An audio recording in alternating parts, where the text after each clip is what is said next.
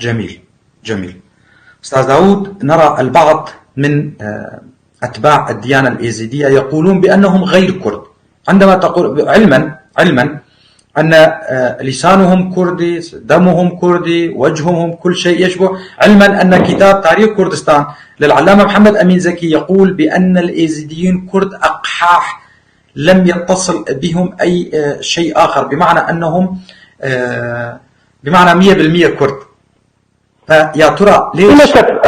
نعم للأسف أن هذه الفكرة جاءت في وقت قريب نتيجة بعض اجتهادات من الأخوة الكرد أيضا على أبناء عمومتهم الإيزيديين في مناطق متعينة، وسبب الهجرة وسبب القتل الجماعي وانتهاك حقوقهم. هل تعلم أن هجوم الأمير السوراني، أمير سوران محمد باشا الملقب بأمير الأعور العين، قتل 80% من الإيزيدية؟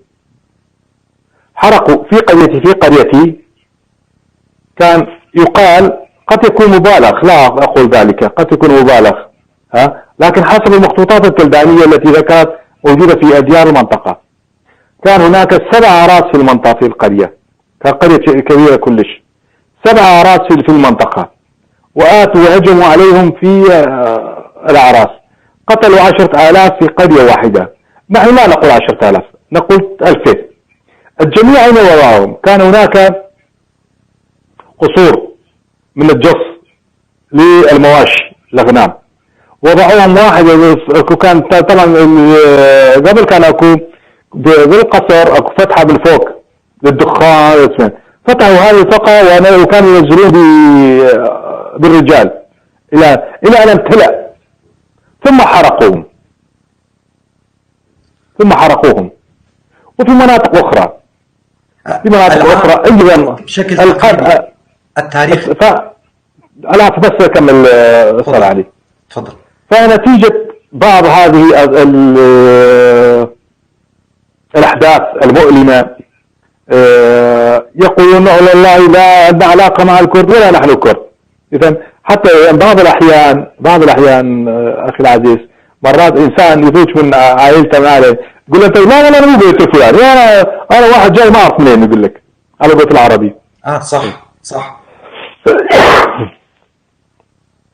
فنتيجة ظروف سياسية معينة، لا أقول جميع الأحداث لأن لا برنامجنا مو على الأحداث المؤلمة. صح. فنتيجة هذه الظروف المعينة البعض يقول لا والله ما لي علاقة بالإكراد، لكن التاريخ شيء والأحداث شيء آخر.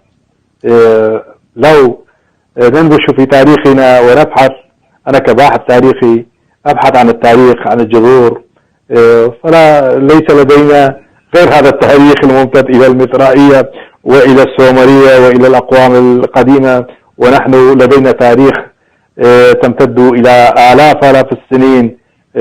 بقينا على هذا الاعتقاد وسنبقى، بالرغم أنه يوما بعد آخر للأسف جغرافيتنا تتقلص.